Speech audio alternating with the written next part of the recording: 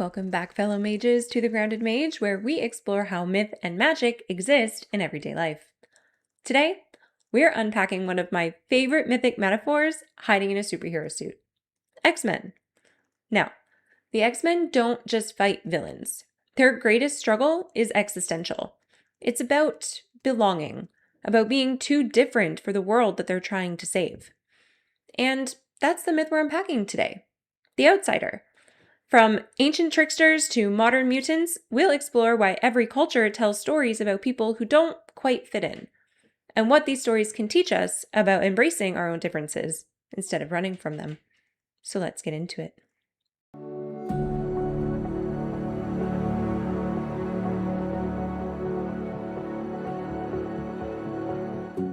The idea of the outsider is as old as fire. Every culture tells stories about the one who doesn't belong, the stranger, the exile, the misfit, the one who walks between worlds. Think about Prometheus, god of forethought and fire. He stole fire from Olympus to give humanity a chance to fight Zeus, a literal outcast for daring to give humans divine power. He's chained for eternity, punished for empowering others. Sounds a bit like Professor X trying to convince humans that mutants aren't monsters, right? Or take Loki, Norse trickster god. Too clever, too chaotic, and never fully trusted by his divine peers. Loki's shape-shifting is his power, but it's also the reason the gods never let him in. And yes, almost any god can turn into anything they desire, but they didn't like the way Loki used his power, and therefore pushed him away. The X-Men's mystique could easily be his spiritual descendant. Even Moses carries the energy of the exiled. Yes, I know we never go there, but to show that all stories have an outsider, he was raised as Egyptian royalty, but destined to lead a people who never saw him as one of their own. It was something that he had to overcome. He had to put himself out there and hope that people could see past where he came from and look to where he was trying to lead them. And this archetype doesn't just live in mythology. It lives in us. Because on some level, every human has felt it. That subtle ache of, I don't quite belong here. When's the first time you realized you didn't fully fit into the world around you? In the Marvel universe, mutants are born different. They don't take a serum or get bitten by a radioactive spider. They just are. And that's the thing that makes them feared. And this isn't new. Mythology is full of beings who are both blessed and cursed by their differences. Like Medusa, whose beauty and tragedy made her monstrous. Her power came with isolation. And we actually deep dived into Medusa's story in episode 1 of The Grounded Mage, where we discussed how much more truthful villains are than heroes. So check that out after this one if you haven't yet. Even Odin, yes, Thor's father, gave up an eye. Well, to be specific, he had to pluck out his own eye, but he did it to gain wisdom. And it didn't just give him knowledge. It gave him glimpses of horrible things and events yet to come, like Ragnarok. Power and exile often walk hand in hand. In psychology, Carl Jung called this the shadow, the part of ourselves we hide because it makes other people uncomfortable. Society has a shadow too, and it's made up of the people it pushes away. Mutants are that collective shadow, projected onto those who break the mold. And in myth, rejecting the outsider always has a cost. When the Greeks exiled Oedipus, they didn't erase the curse. They deepened it. And yes, technically Oedipus asked for this, blinding himself first before begging to be banished. He knew how he would be seen by others, so he didn't want to drag out his humiliation. But this only extended the curse down his family line. We also see this with Boromir in Lord of the Rings. He joined the Fellowship to gain the One Ring, but his love for his people made him vulnerable to its power. This is what made him an outsider. His reason for joining the Fellowship was not in line with everyone else's. He wanted to use it to save his people, but the point of the fellowship was to destroy the ring. He tries to steal it from Frodo, leading to him being distrusted by the rest of the group. Boromir was a great warrior, but he was ultimately killed protecting Merry and Pippin from the orcs. He had redeemed himself in this moment, but his death had dire consequences for his father, his people, and ultimately the war. In this case, Boromir's mutation was caring too much, which is seen as weakness in some parts of the world. And when humanity fears mutants, it doesn't erase danger. It just creates more of it through fear. What's something in you that you've pushed into the shadows? Not because it's bad, but because the world didn't know what to do with it. Okay, let's talk about Professor X's School for Gifted Youngsters. That big mansion full of powers, trauma, and breakfast cereal. It's more than a school. It's a sanctuary. And sanctuary is another mythic theme. Think of Avalon, or what's known as the Isle of Apples, that hidden place where King Arthur goes to heal after his battle of Camlan. Or Themyscira, where the Amazons live in peace, away from humanity's chaos. Or even the Buddhist monastery, where seekers retreat to transform suffering into wisdom. These are places where difference is not just accepted, it's refined. A place where the world's noise quiets just long enough for you to figure out who you are. Psychologists call this unconditional positive regard, the acceptance and support of a person without judgment, criticism, or conditions. This was central to Carl Rogers' client-centered therapy, and it means to value someone for who they are, regardless of their looks, actions, or behaviors. It's a safe environment where individuals can explore their feelings and potential self-growth without fear or judgment.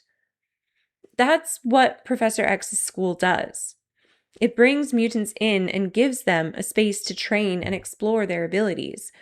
No humans to judge them, just a space full of other mutants trying to better themselves.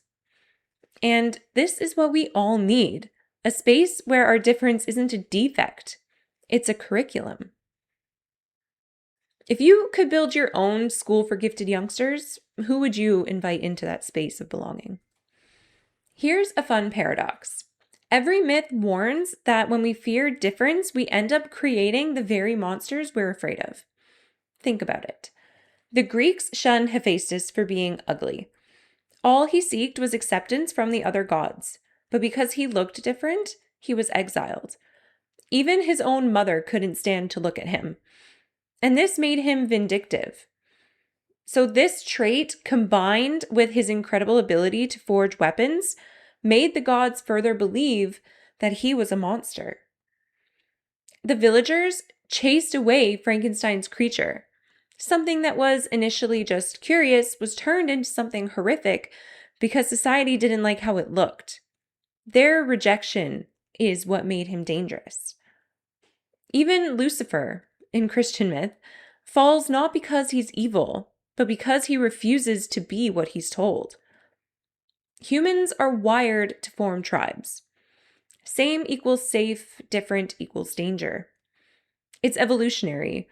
Our ancestors stuck to what was familiar because that posed less of a threat.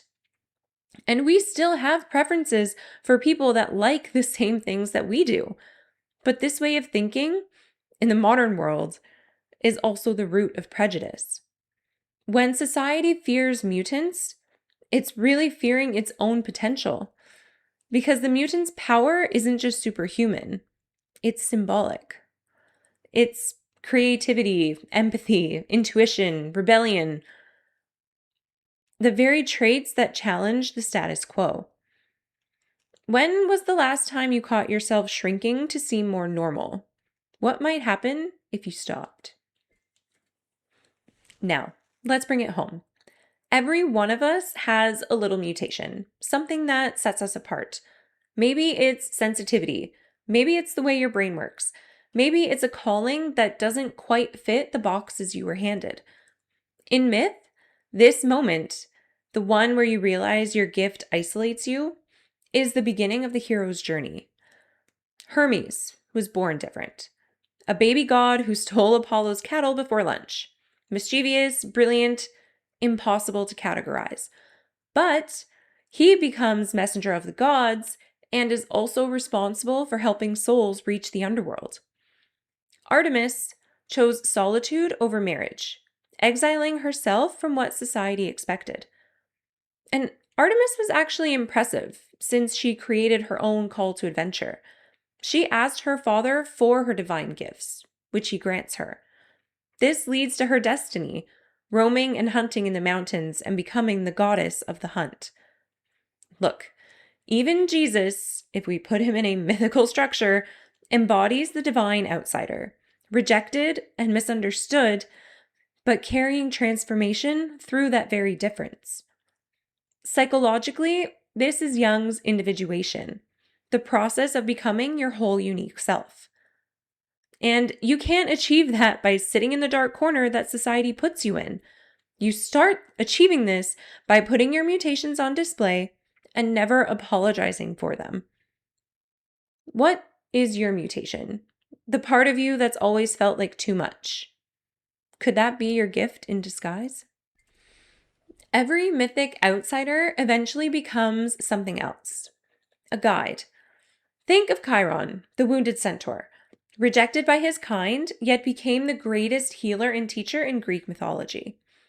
That's what happens when you turn pain into purpose. In the X-Men, we see this too.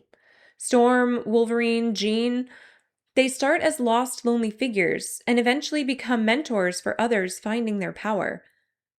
That's the full arc of the outsider. You go from hiding your difference to offering it. From I don't belong to I'll help others. And that's when difference becomes destiny. So, how do we live this out in the real world? Well, 3 ways.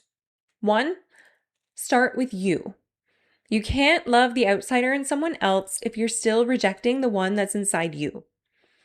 2nd, reframe your discomfort. When someone's difference makes you uneasy, ask yourself, what part of me feels challenged by this? And 3rd, build small sanctuaries. You don't need a mansion or a monastery, just people who make you feel like you don't need to pretend. That's how real evolution happens. Not by erasing difference, but by celebrating it. Where in your life can you make more space for difference? In yourself, in your relationships, in your community. The myth of the outsider is humanity's way of reminding itself that evolution comes from the edges. Every new idea, every art form, every revolution started with someone who didn't fit in. If you've ever felt like an outcast, maybe it's not because you're wrong for the world. Maybe it's because you're here to expand it. So I'll leave you with this question. What would happen if you stopped trying to blend in and started building a world big enough to hold your difference? Because sometimes the thing that makes you different is the thing that makes you divine. Thanks for listening. If this episode sparked something in you, share it with a fellow outsider, a hidden mutant, or anyone who's ever felt too different to belong. And remember, your difference isn't your weakness. It's your evolution. Until next week, make it make magic.